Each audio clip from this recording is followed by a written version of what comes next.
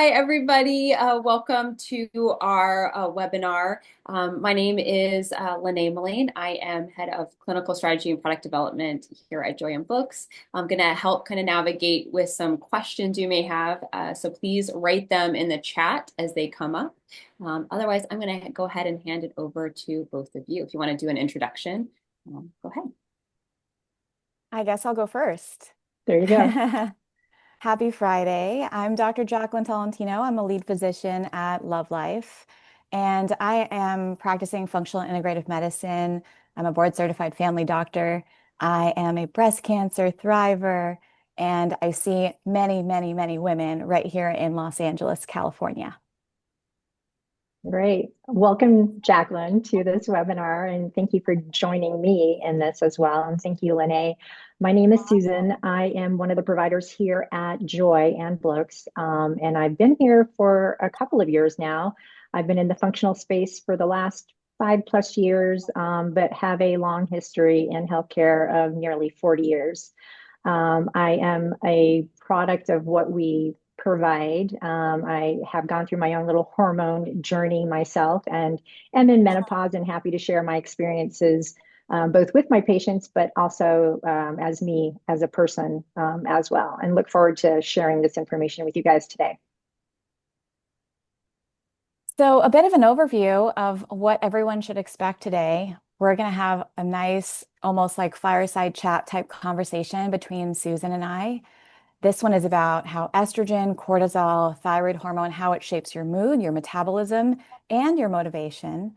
Afterwards, we'll have that brief discussion together. And then afterwards, we are going to open the floor to be able to answer all of your questions. So thank you, Lanae, for helping to moderate on the sidelines and to help guide us when it gets to that point. As a disclaimer, this is not personal medical advice. What you're learning here today is educational. Take with it what you will. Make sure that you talk to your physician, talk to your healthcare provider about what you do learn. And we just needed to make sure that we put that out there. So as we get started, I am just going to share a little bit about the hormone symphony, and I'm looking forward to you diving in and also collaborating on that part, Susan, because I know that right here in LA, I see so many patients for all of these different symptoms, and we know that many of them are related to hormones that are going up and down, that have their own rhythm throughout the body, throughout each day. And oftentimes, doctors aren't talking about that. They may not have the time, healthcare providers don't have the time to really dive into how hormones play a role in the body. So, can you give us a little bit more about that hormone symphony of all of the different hormones interacting? I think you bring up actually a really good point. And when we throw out the term hormones, people may associate them with a set of either sex hormones, or they might associate it with maybe just thyroid hormones. But hormones, as you've mentioned, kind of span the gamut. And so I'll have patients that come to me and they have these symptoms. So, like an example could be I have brain fog. And brain fog can encompass perhaps a little bit of, your sex hormones.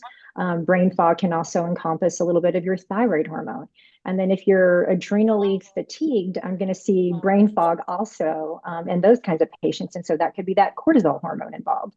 So I think it behooves us to, as women, to better understand, like when we say hormones, like what are we talking about? And it can encompass all of those. And when we're trying to think about modalities and trying to support or fix them or optimize them, you could try to address one of those hormones and you could get a little bit of an effect, but maybe not the full resolution of that effect. And you may need to just kind of like whittle down each of those pathways to ensure that you're getting that great balance. And I love the way that you put it in terms of like a hormone symphony, because you do want that harmonious balance there as well. Yeah. And I mean, I think it was the National Women's Health Resource Center. They put out that really striking statistic about how 80% of women are experiencing hormone-related symptoms. Right. And this was the crutch was that they feel dismissed, they're misdiagnosed. Sometimes conventional medical care in isolation by itself, they just feel as though they're seeing doctors and they just send them on their way to go home, and they're still feeling the brain fog, the weight gain, the Right. fatigue, all the Right. things. And they're kind of just left without any answers. question about the approach that you use at Joy and what I use at Love Life is we look at all of the hormones, Yeah. right? So as many as possible, thinking about the interplay and respecting and honoring that, well, how you sleep, how you eat, what your lifestyle is like, that all plays a role into that symphony and trying to make sure that there is a harmonious balance and good rhythmicity to how they're produced in the body. And then, of course, what else can we do? Right. Exactly.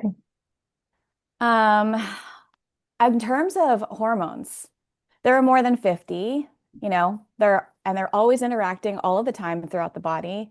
We know that they control things like your metabolism. They help to control mood and immune function and even reproductive health and fertility and even those transitions for women in perimenopause and menopause. So, what are some of the most common symptoms that people are seeing you at Joy for when it comes to hormones? Yeah, I feel, and it's not just hormones, but it's most likely related to an imbalance of hormones. Fatigue seems to be the biggest thing that I hear. Yeah. Fatigue, inability, not feeling like yourself, and then, having a little difficulty articulating like what exactly is that? Mhm. Burnt out, the brain fog. And then I'm also hearing a lot of symptoms with hair thinning, hair loss. Mm, So skin yeah. and hair. And Yeah. obviously, we know that that can tie into, the sex hormone piece could tie into the thyroid piece. And obviously, if your cortisol levels are elevated, it's playing into that. And then there's that nutritional piece that we also have to talk about, because that plays into our ability to manage that with patients as well. But I want to Yeah. say fatigue paramount for both men and women come through our Yeah. doors quite often. Yeah, that's definitely at the top of the list. I'm also seeing a lot of weight issues. Yes. So Yeah. on both sides, weight gain, significant weight loss, slow down metabolism, and then Right. realizing that that also plays a role into hormone health and talking about Right. that. So it seems like this is everywhere, right? Like the fatigue, the Yeah. brain fog, the stress. Stress is Yeah. also at the top of the list. Absolutely. Yeah. Yeah. And, as we're collectively experiencing this, going home and getting dismissed by a healthcare provider to say, hey, just do your thing, it just doesn't seem helpful at all. So the more that people get to learn and that they get to understand what's going on in their body, I think that's where the magic is. That's where the essence is of seeing providers who are able to provide that care, who recognize the interplay of all of the hormones. Absolutely. And I feel like webinars like this give patients enough information to advocate for themselves. And if they're Yeah. not getting it from their current providers, then to search out and find those that can provide that care for them. Yeah, yeah. So let's dive in because I know that we have time to just dive in a little bit more on a few of the hormones today. And let's talk about estrogen. Great. Estrogen, it's been such a tricky hormone because I see a lot of vilification of Hmm. estrogen, a lot of Yeah. fear around estrogen hormone. Can you tell us a bit Mhm. more about why the general public, why people feel that way? So I feel, as you know, there's been a lot of misinformation by the Women's Health Initiative many, many years ago, and that struck a huge fear. And I think that fear was also propagated by providers who will ask those questions and say how taboo it is to think about estrogen if you have that risk of, or if you want to decrease your risk of breast cancer, or if you have a family history of breast cancer, and that estrogen can cause the breast cancer. So dispelling those myths and helping to educate patients about the benefits of estrogen, and even and you'll, I'm sure, share this information as you go through your personal journey. Even if you've had breast cancer, and you are on some supportive estrogen as well, that it can actually decrease your chance of recurrence, versus not being on any kind of estrogen support, which, the recurrence could occur and the outcome could actually be a little worse. So I like looking at it from an individualized approach, understanding that patient, that patient's family history, that patient's risk, and then having a really good conversation about, is it appropriate for you and in what context and how it can benefit you to have it, and then some of the things you might lose if you don't have it. So it's really educational, I think, whenever I have conversations with patients when they're concerned about that estrogen piece. Yeah, I mean, you said something that was really striking right there in terms of people who have had breast cancer and what that looks like in terms of their risk in comparison to the general population? What does that risk of recurrence look like? And should estrogen be something that's still talked about and considered? A lot of doctors, just by virtue of being somebody who's a breast cancer survivor, just by virtue of that, they won't even go there. Not even to just talk about it, not even to Right. say, hey, here's the role that it's still playing in your body. Because we know that if you've had breast cancer or not, estrogen is still flowing and circulating, and we do need it. There are receptors all over the body for estrogen, which is why it's so helpful to support your energy and your mood and your metabolism and brain health in particular. So I think that's such an important point because so many people will just automatically just get dismissed from that. And Mhm. it really needs to be part of the conversation. Exactly. And when I talk about estrogen, especially in those perimenopausal and menopausal women, specifically menopausal, where you're not producing as much of that estrogen anymore, what are some of the things that you can experience with your labs or biomarkers? So as that estrogen starts to plummet, you might see some glucose dysregulation. So is that why my hemoglobin A1C is going up? You're Mhm. also going to see perhaps some lipid dysregulation. So is that why my LDLs are higher now and they never were in the past? Mhm. A little bit about that brain function is there. And then obviously, we know that it has an impact on bone density as well. So I Mhm. like to talk to my patients and talk to them about these are the areas. It's not just estrogen in your body. And if you have estrogen, or if you have vaginal dryness, or if you have the vasomotor symptoms of hot flashes or night sweats, I really want to make sure that we take care of your whole body by giving you that estrogen support, your heart, your brain, and your whole body. It's Yeah. not just about the sex hormones, if you will. Yeah, and I love that you mention it. So one thing that we do at Love Life, Susan, which I wasn't sure if you were aware, we do on site. We have DEXA on site, Love that. Love that. and yeah, and so we're looking at bone density and body composition. And since we know that when people get a DEXA scan, normally this is the 60 to 65 and up population that are, traditionally getting DEXA scans, we're Yeah. seeing a lot of those changes in perimenopausal women. I'm Yeah. seeing a lot of osteopenia Hmm. very early on. I'm seeing some osteoporosis in women who are struggling in perimenopause and menopause. And I think that's where we're also missing the mark. We need to help provide that education to say Hmm. it doesn't just start when you're 65, right? This starts decades and decades before. So giving that education to say that there is a role that hormones can play when it comes to the bone health, to the Hmm. blood sugar dysregulation, to what's going Hmm. on with the cholesterol, that's where these conversations they need to get out there. So I'm glad that you mentioned it. Yeah, no, I think it's paramount because I don't I think we do have a number of very astute patients that come to us and they do a lot of their own research and come up with really good questions.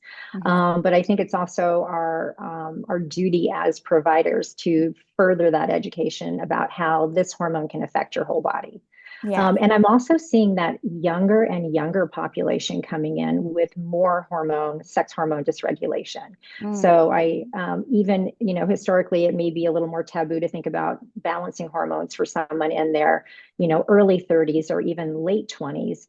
But I'm seeing more and more levels for both men and women where their Yeah. hormones are definitely off at a much younger age. So I hope, Yeah. I want to make sure that we can expand our viewpoint to cover them as well and support them along the way.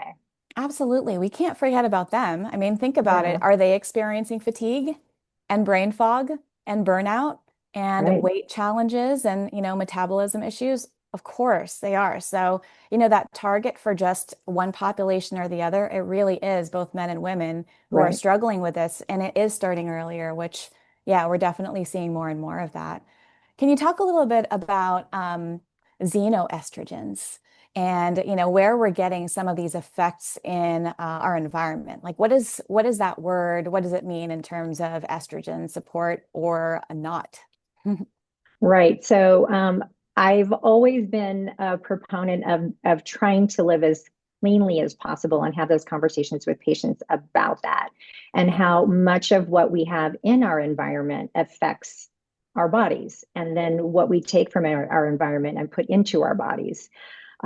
So different kinds of plant food sources, what we do to our food as we're raising it, growing it, and preparing it, and thinking about what you're putting into your bodies that have an impact on you hormonally.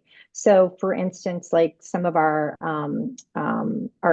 dairy process and our meat process has more hormones in them because it's part of the agricultural business. And that can blend into what we have going into our bodies. Pesticides that we have for the foods, the plants, are also a part of what's going on there in addition Yeah. to.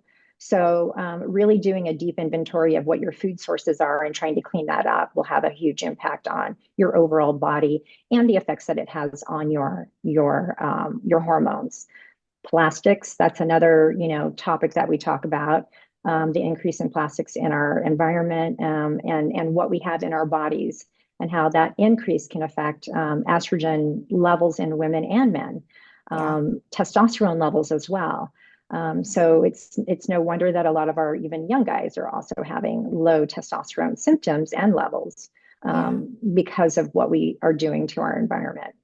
Yeah, I think that's why it's so important to ask those questions because, sometimes people will see providers where they're not asking questions about lifestyle and diet and what the person's, whole exposures look like.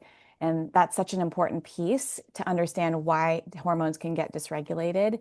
We'll often recommend too that people support liver and gut health, especially as we're thinking about how they metabolize estrogen in the body, which is mainly through the digestive tract. So Mhm. making sure we talk about fiber, that we focus on liver health, that maybe we're incorporating fermented foods, that we're focusing on the cruciferous vegetables to help support that.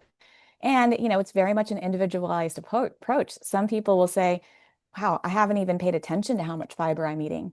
Right, Or, right. like I don't even, cruciferous vegetables, what are those? Right, right. You What know? kind of an effect does that have on it? Yeah. And I like the use of whole foods and having conversations about whole foods in your diet.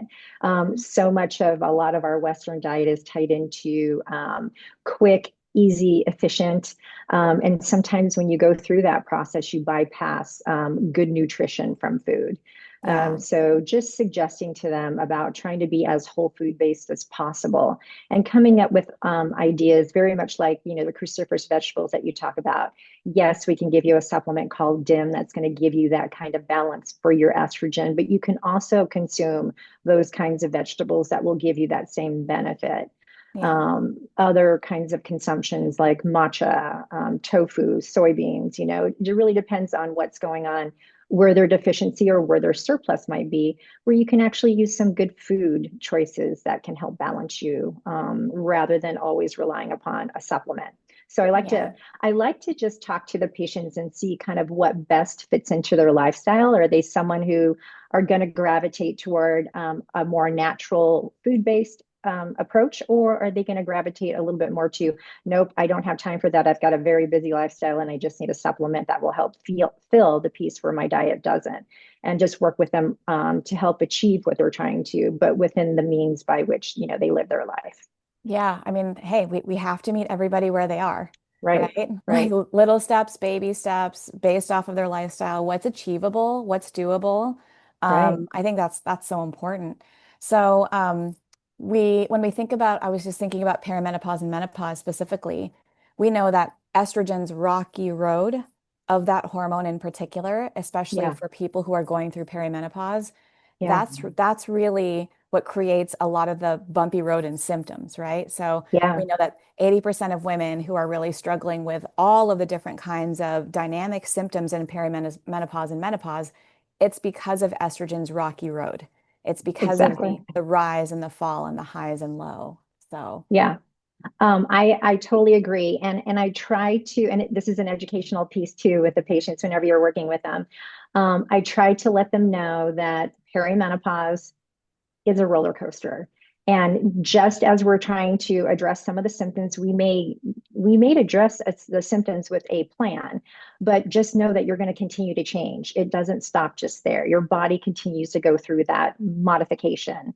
Some months you may have enough, some months you may not have enough, and just kind of prep them that that is normal, that is the process, and that what we're trying to do is basically support them through the process as best as possible. And there really isn't a like cookie cutter approach. It's not like we do this and this is what works for everybody and you just have to follow it and you'll be just fine. No, it may work for one person perfectly, but work terribly for another one. So we really have to have that individualized approach, and again, that conversation, that change in support just doesn't change overnight, and that we may get you dialed in, but then your body may tweak a little bit more, and then we'll have to redial you back in again. Yeah. I don't think my ladies tend to really get to a steady point until they've crossed over into that menopausal state. And then we get you to your good baseline where we need your hormones to be for a functional and health standpoint, that Yeah. you don't make as many adjustments. But in perimenopause, it is a moving target for sure. Yeah, I call it no man's land. Yeah, You know, literally no it's man. yeah, literally. Because I just, it's so hard, but what I think is so important for everybody on this call is start to pay attention. Pay attention to Right. how you feel. Start to take some self-inventory to what those symptoms are. Because Yeah. sometimes you yourself might not see that things could be related.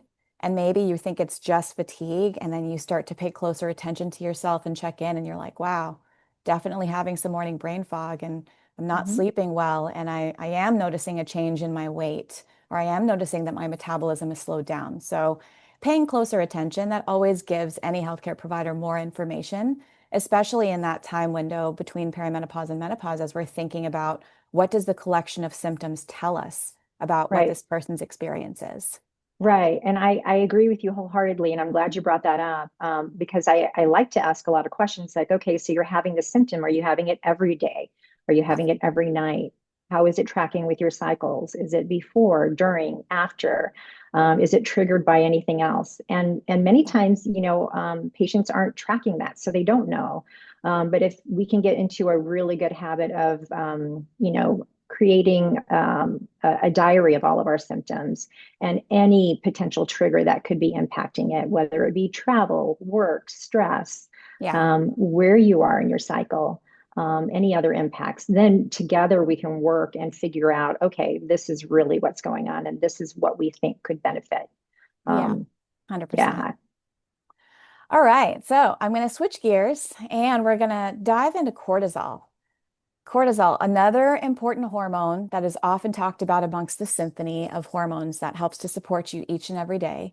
And I did a bit more of a deep dive. And, if we ever follow up with this one, we can always share that article. I did a deep dive in The Good Trade on cortisol, just breaking it all down so that people really understand why this one is so important. But it's often another one that's vilified. We Yeah. often think that cortisol is the enemy and it's trying to ruin your life. Oh my gosh, my stress levels are so high. This is horrible. How do I dampen down my cortisol release? Can you talk a little bit more about why that's not so much the case, that we need to understand that there is a balance here? Right. So again, cortisol, because everyone's fatigued, but also everyone is stressed. And so everyone thinks, well, because I have the stressed life, my is elevated. Well, that's your body's natural response to stress. We rely upon that, and our cortisol levels rise to bring that to our attention. If we don't listen to that, if we don't address that, then we're not changing that pathway. We're not Yeah. changing that trigger. So I don't think of cortisol as being bad. I think what people are experiencing are the effects of prolonged cortisol levels and Hmm. not being able to manage that. And then you kind of get those additional side effects where it has a negative impact on your metabolism, a Yeah. negative impact on your inflammation, your other biomarkers to include sugar and blood pressure. But I think Hmm. everyone associates it with that versus listening to it as your trigger to like stop, figure out what the trigger is. Can you remove it or address it, recenter, and then your body will maintain that homeostasis a little bit more. Yeah. And I often talk about it as a circadian hormone, right? So Yep. between that Yep. and melatonin. And so, not only is it coming to our rescue when things are dangerous, when our body is under a threat, but it also has its own daily rhythm in terms of how much your body wants to produce at what time of day. And that Right. information is also very telling for a lot of people. So those that are having trouble sleeping or waking up in the middle of the night, we often talk about that relationship between maybe you're waking up in the middle of the night because maybe your blood sugar is dysregulated and it's Right. triggering your body to release cortisol at the wrong time. 3 Exactly. a.m. is not the right time to be releasing cortisol when your body is trying to really get into a nice, deep, rich rest. And so that's an important piece of the conversation. And that's why, again, it goes back to that symphony where all of these things are Right. connected to each other and nothing is really in isolation. Absolutely. So, Jaclyn, if you can share with us, because I know the testing that we do here at Joi and Blokes is serum testing, and I Yes. know with an isolated serum draw, whether it be first thing in the morning, midday, afternoon, can have an impact on what your cortisol level is going to be. And the Yes. fact that you mentioned it's very diurnal, so Mhm. knowing what your full pattern is beneficial. What do you guys test, and what is your testing mechanism for cortisol? Yeah, thanks. So we do both. We do serum testing for cortisol in the mornings, but that just gives us one piece of the picture. It's a Right. very helpful piece. If I had to choose a time of day, it would definitely be, at least if I needed to have one touch point, that touch point would probably be the morning one. But we also find that many patients really want to see the entire day's pattern. And we know Yeah. that some of the more accurate ways to assess cortisol over time would be to look at it in saliva. Hmm. And as we do saliva testing, you can take a look at somebody's entire cortisol pattern throughout the day by looking at about 7 to 8 samples. So Okay. those samples in saliva testing will look at a morning cortisol awakening response. How Hmm. resilient is somebody's adrenal glands, that got communication between the brain to the adrenal glands to produce the cortisol in the morning. And then separate from that, it'll also collect samples throughout the day. So at around lunchtime, early afternoon, and evenings as well. And that gives us more of that rhythmic pattern so that we can see, does this fit for what patients are also experiencing? Does it make sense that I'm super tired in the morning and Right. wired at night?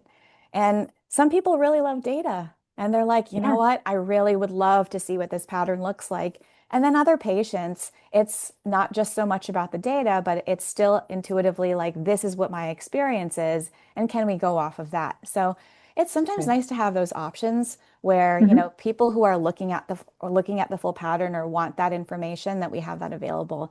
And I do get a fair number of patients who want that. And they are asking for adrenal testing to take a look at their salivary cortisol pattern throughout the day. Do you use anything other than salivary? Do you ever use urine? Yes, from time to time we do, but for a lot of patients these days, it's been mainly saliva testing. I'd say that the patients who are doing certain specialty tests that we offer will do through urine. So it's Yeah. usually urine and saliva in combination for some of those specialty tests. Yeah. Great. Great. Yeah.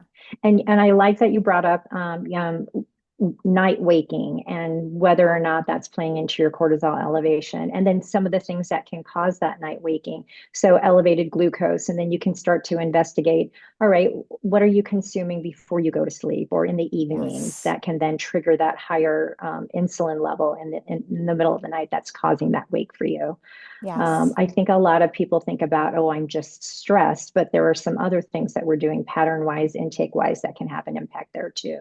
100%. All Yeah. right, so we're going to switch gears yet again and talk Mhm. about thyroid hormone. Such an important one. I always tell people that thyroid is almost like a moderator for everything. And even Yeah. though it's that butterfly gland that sits right here in the neck, it basically emits these hormones that are like a radar beam to different areas of the body, up and down to the brain, downwards to the rest of the body. And that's why it's so important. It's crucial because it also helps to orchestrate and regulate some of those other things, including period cycles. Can you talk about the relationship between thyroid and periods? Yeah, so thyroid, I feel like gets missed quite a bit. Everyone focuses on sex hormones when it comes to cycle regulation. And then I also think about, when you have patients that come in that have had fertility issues, or they've been told that they have PCOS and that's the reason. Well, if you kind of do a little deeper dive in with their thyroid and seeing whether or not it's fully optimized, it can have a huge impact on your fertility ability. Because if it's not fully functional, it's your metabolic engine. It helps to contribute to your overall hormone balance. If I have somebody whose sex hormones are fully balanced, yet they're still fully fatigued, their testosterone levels are optimal, their estrogen levels are optimal, but we still can't get through the bloating, the fatigue. Then I'm definitely, okay, let's now revisit your thyroid because we put that on the back burner. And many times it's the thyroid that's just left, and that once we further optimize it, then everything kind of plays into space. The approach that I kind of take related to thyroid and other sex hormones is really what the symptom that the patient has that prioritizes them the most. Try to address that. And many times it can just be the sex hormones first. And then once you regulate that, maybe your thyroid comes back into play and starts to optimize a little bit better. Maybe it won't, but trying to address one of those, one of the elements of the symphony, seeing if we can optimize that first, and then whenever that is optimized, then we can start tackling the other elements of it. That's helpful. But then I also have some patients that come in with historical thyroid issues. So we fix that, and then we'll see what else do we need to fix, because they are all tied together. Yeah. I mean, the most common symptoms of people who have a thyroid that's working but not working well, fatigue is at the top of that list, right? Right. So, Right. traditionally, what do we see? We see cold intolerance. You're the gal Right. who's sitting amongst a group of people who always is cold and is the one wearing the sweater in the room. Cold intolerance. We also see a lot of constipation. We see the weight gain. People are struggling with a slowed metabolism. Again, also can be related to thyroid health. So a lot of Mhm. these things that are outside of the box that you don't think are related, they truly are because Mhm. of the interactions amongst everything. When it comes to lab testing, I Yeah, get this all the time. The doctor said my labs were normal. I know. My thyroid, actually when it comes to others as well. But oftentimes it's like, oh no, they looked at my thyroid. They said everything is normal. And Right. maybe the medical records that I get show that the patient may have only had a TSH level done in the lab, Right. where they're just checking thyroid stimulating hormone, which is Right. solely that signal between the brain to the thyroid gland. Right. However, we know that the gland is the one outputting all of these hormones. So is that something that you guys see as well when you're thinking, okay, the labs are normal? Completely. Yeah. Yeah, I completely hear that comment all the time. Like, oh yeah, I've always had my thyroid checked because of my weight issues, and I'm always told that it's normal. And I just say, well, let's talk about what your labs have been. And then they always talk about just having a reflex TSH. So basically, if your TSH is less than 4, there's no reflex for the other thyroid hormones. Yeah. And then, it's really our job as providers to help educate patients on really what's a good optimal functioning thyroid and what those lab values can be and Mhm. what your actual output of hormone production can be. So Yeah. that becomes that educational piece as well. And I like to, talk about like what their free T4s are, their free T3s, what their thyroid antibodies are showing us. And I Mhm. tie specific symptoms to them. So this is what I'm seeing. You're low here, you're low here. These are some of the symptoms that are tied to having low functioning thyroid. Yeah. Are you having those? And kind of like make that association so Yeah. that it becomes a little clearer for them, like, oh, well, maybe this is my thyroid. Maybe this Yeah. is what's going on. Yeah. But just like you said, so normal lab values for TSH are not necessarily what I would consider normal. I like to have them at least 2 or below. If they go above 2, then it's going to send off a little signal like, I want to take a look at your thyroid markers a little more closely. And then Mhm. the ones that I focus in on are the free T4, free T3 thyroid antibodies. We don't have in our panels a reverse T3, but obviously that would be helpful too. But I can do a lot of work with the ones that we do have and managing thyroid and showing Yeah. that picture to patients. And then Yeah. there becomes that, I don't know if you run into this as well, patients who have elevated antibodies, and there's that whole spectrum of what is considered elevated. And then if you do have that true diagnosis of Hashimoto, and then patients being told, I really don't have that, or if we talk about elevated antibodies, they said that they've been told that there's not. And then there's some conflicting diagnoses out there from other providers that have said, no, you have it. And then another one saying, yes, you do. So do you ever run into that in your practice when you have All the patients coming time. in from other providers? All the time. I think the hard part too is, as we're about to get into some, just a bit of talking about cases, is that Yeah. recently I saw a patient where it was the TSH looked a little bit off, and I'm going to start you on medication. And as Mm. the patient was taking the thyroid medication, I believe it was levothyroxine, it must have been Synthroid. The patient noticed that the symptoms she was experiencing still weren't getting any better. And the lab values looked okay in terms of her TSH starting to drop down a little bit, but her symptoms were still there. And Hmm. when you followed up on testing, meaning not just the TSH, but really Right. looking at the free values of thyroid hormone, you could see that this individual was having trouble converting that T4 Right. into the most active, abundant free T3 hormone. And Right. this was also why she was still experiencing symptoms. So it wasn't just about, hey, let's put you on a medication. The conversation then became, you're taking this medication that still needs support, that thyroid still needs support to convert it to the free T3. And why is it not happening? Why are Well, we still experiencing that? I I think, and I was listening to a podcast this morning about endocrinologists and their education, what they're taught in med school. Yeah. A lot of it does still focus on TSH and T4. No one's really putting much emphasis on T3, and that T3 has gotten a bad rap. If you think about putting patients on T3 medication, you're going to cause them to have cardiovascular issues, heart palpitations, AFib, all of these things that really don't have an impact when you're on some kind of T3. T3 is the active component of thyroid, and that's what your body is actually using and have access to kind of correct a lot of the symptoms. But the mainstream practitioners are really still focusing just on the levothyroxine and the Synthroid to just treat T4, bypassing the T3. Yeah. I had a patient just yesterday that I was working with. We've got all of her sex hormones completely optimized, but she's still fatigued. And I said, let's go back to your thyroid and take a look there. Mhm. Well, sure enough, her TSH hovering about 2. So, okay, not too bad.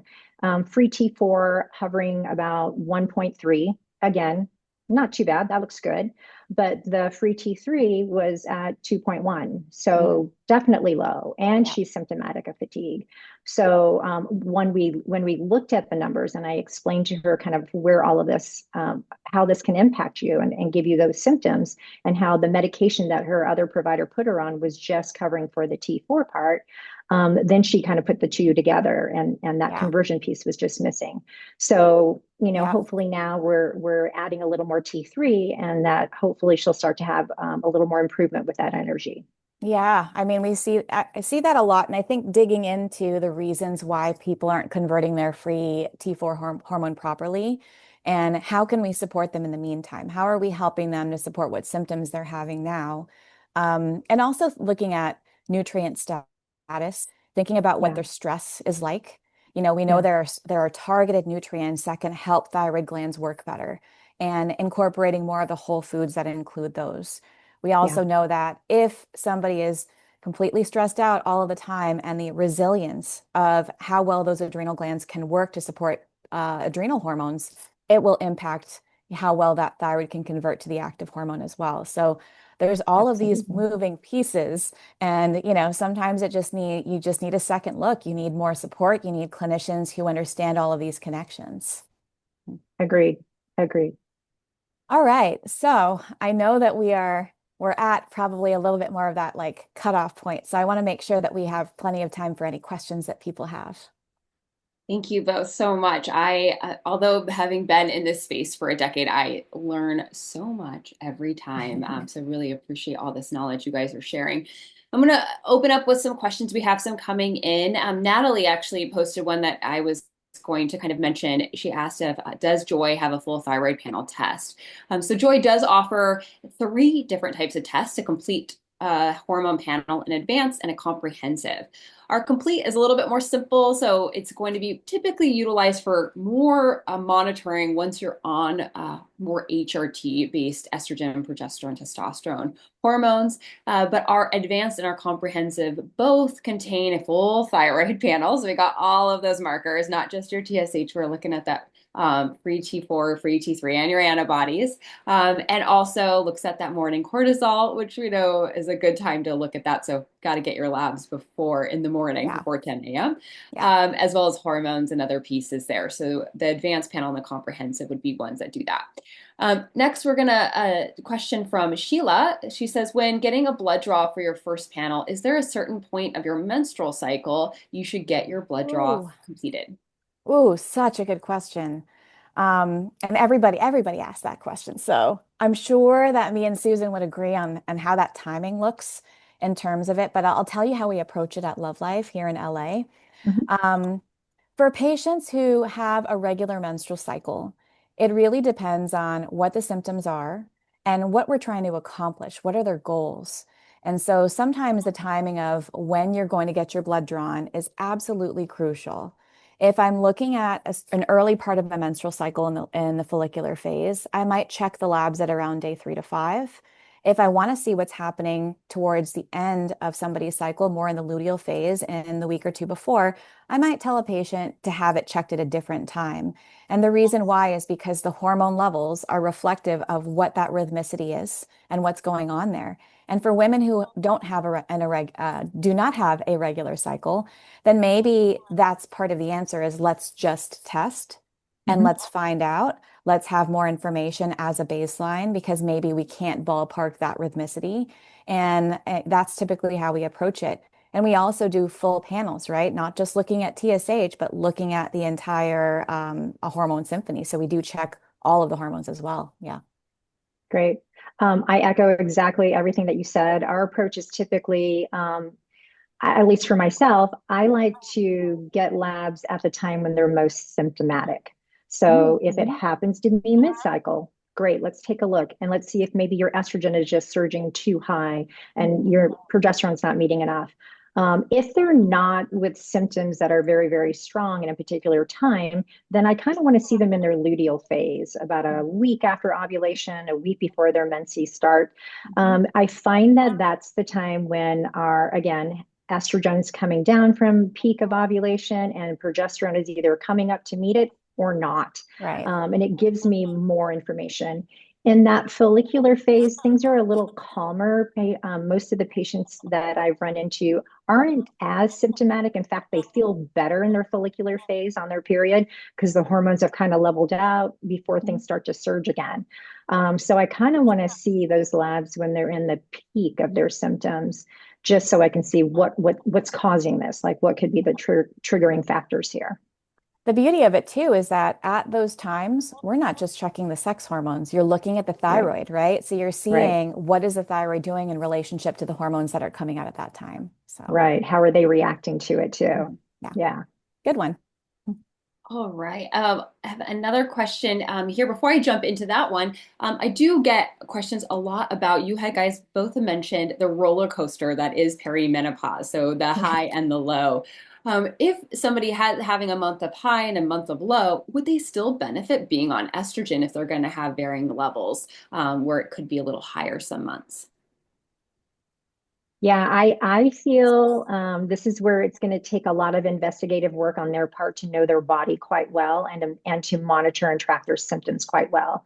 And that if we start on a little supportive estrogen, could be a topical form, could be a transdermal approach, to support them when they're low. I talk with them about these are the symptoms to monitor for low estrogen, and these are the times that we'll utilize that estrogen support. Now, if you start to develop symptoms of too much estrogen, and we'll talk about that, the breast fullness, breast tenderness, water retention, then that's the time we need to back off of that estrogen and/or ensure that you have that support of DIM, for instance, or your progesterone, for instance, as well, and talking about how to work with your cycle in managing those hormones. Yeah, I mean, from a foundational standpoint, when they're experiencing too high, it's not like it's just black and white, which is why when people are working with a practitioner, that becomes part of the discussion. How much hormone should I take and when and Mhm. why? And what else should I be doing from a lifestyle perspective to support the process? So it's always both. Mhm. And having that open conversation with your provider, being able to have that touch point, like if they're having these symptoms now that are different while they're on the hormones, get back in touch with your provider and see how we need to tweak or fine tune that process a little bit more. Good one. Perfect. I mean, hearing key elements, which I think is incredible, which both of us offer, Joi and Blokes and Dr. Jaclyn, of clinician and having a person, and that you having somebody to kind of navigate that with, because it can be really complicated, is so important. And also just every piece that you guys have touched on, whether it be lifestyle related, hormone related, they're all interconnected, our environment. Love touching base on all of those. A great question. Michaela asked, how does monitoring your hormones change when on birth control versus when you're not? Ooh, what a good one. It changes significantly. That's the short of it. Yeah. And I think that when people get labs and they're testing it and they're on medications, it's so important to acknowledge that the medications that you're taking, like birth control, can play a role into what those hormone levels can look like. And if so, and again, you kind of get more nuanced with it because then you're asking what kind of birth control are you Right. taking? And what impact those synthetic hormones are doing to what the levels are in your body. And so, asking some more of those, how long have you been on it? Is this something that you've just started? Do you have a copper IUD in? Are you on Mirena IUD? Do you have an Nexplanon in? And then how long has this been in your system? And then also talking to patients about what effect it has on the accuracy of looking at the sex hormones. So, Right. Right. I also talk about like, and I'll show them their labs and show for many patients that are on birth control pills, like basically your estrogen levels are going to should be reflective of what your dose is in your oral contraception. And if your levels tend to be higher than that, that the efficacy of your birth control may not actually be there either. So that's another open conversation to have with them. And then I also have conversations about the effects of what that hormone regulation is doing to their bodies and their own natural production, and what to consider if they were to come off of it, to take a look at what their natural cycles are. I'm not saying that I'm against any of the birth controls that are out there. I think there is definitely a place and purpose for them, especially when you're in a hormonal storm, like a really strong endometriosis or a really strong PCOS that just cannot be balanced with lifestyle and some supportive medication. That can actually calm that storm down for a while. But then there can be a point in time later where you can slowly start to think about coming off of it and letting your body go through that natural process and see what your body produces again on its own. yeah, and I'll often too see sex hormone binding globulin is elevated. And that makes Absolutely. sense to Yeah. me because the purpose of the birth control pill is going to bind up some of that hormone to make the natural hormone less usable by the body. So, you'll see that. Sometimes I'll also see elevated CRP levels. Right. So, an inflammatory marker that happens to go up for patients who are also on chronic, long-standing birth control. I'll also see a lot of nutrient changes. So, for example, I see lower B vitamins. I see Yeah. that being affected. And I also think about why that is. Some of the common side effects on the long history of side effects of these medications will say mood changes, decreased libido, and some of the nutrients that are getting depleted when patients are on these medications is playing a role in that as well. So, Right. And you bring up a good point. And the thing about birth control pills specifically, they're helping you with perhaps some estrogen or progestin, but they're not replacing that testosterone piece that your ovaries yep. produce. So that low libido tends to be almost a symptom of nearly all the patients that are on Yeah. some form of oral birth control pill. Good one. These are good questions. I have one here. It's from Anonymous. Again, reminder, don't answer specific medical questions for specific cases, but can give a general. This particular patient was explaining a little bit on their case, kind of being postmenopausal for 8 years and also being on HRT, doing everything right, eating well, exercising, lifting weights, even being on a compounded GLP-1, and still the weight's creeping up. Asking about resistance to HRT, but more so, is there something else potentially if somebody, it sounds like having a conversation today with our topics on thyroid and cortisol and also just that personalization might be something that someone might want to do if they're not seeing as many benefits just on their HRT. Is that right? Yeah, I Correct. mean, that's a good question. And we're asking for a friend, Mhm. not giving Yep. it, not giving main advice.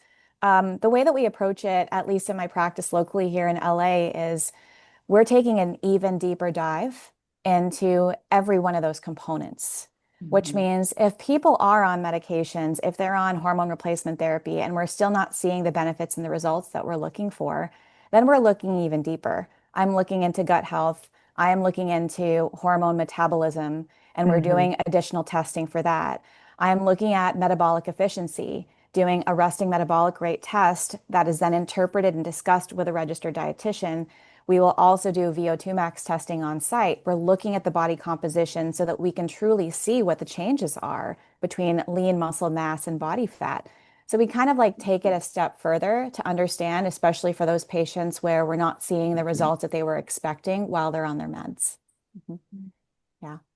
Great. One more question I have here, or maybe two questions, and then we'll wrap up. But if somebody's postmenopausal, or they're perimenopausal, where their cycle hasn't come for a while, so they haven't met that full year yet, when do you recommend them getting their lab done then during the month or time I of day? Anytime. just get them done. Yeah. Yeah. I'm like, anytime. Perfect. Anytime, Um, anytime.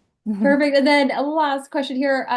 Women asking us if we get a lot of women postmenopausal with fibroids, but just I guess in general asking women with menopause and fibroids, and do we work with those populations? Yeah, I Yeah. mean, I feel like we work with any woman who's willing to, come in, have their labs looked at, and, have that investigative deep dive. Yeah. Well, I just want to thank both of you guys. I know, obviously, very busy and just so knowledgeable. So I appreciate all of your guys' information, education, again, reminding us of the personal clinician touch to kind of help evaluate some of these symptoms we're having. Fatigue being a very generalized symptom that could Mhm. represent so many different areas, whether it be the hormones or the thyroid or the cortisol. So good place to check in if you're unsure. And then a reminder again, our advanced panel, a comprehensive panel, have our have the full thyroid panel on there. If you have any questions at all, please reach out to us, whether it be through Joi and Blokes. Appreciate both of your guys' time. And again, great reminder on the whole body is connected and every piece needs to have special attention to it. So appreciate you Right. guys. And thank you everybody for coming. Thank you. Thank you.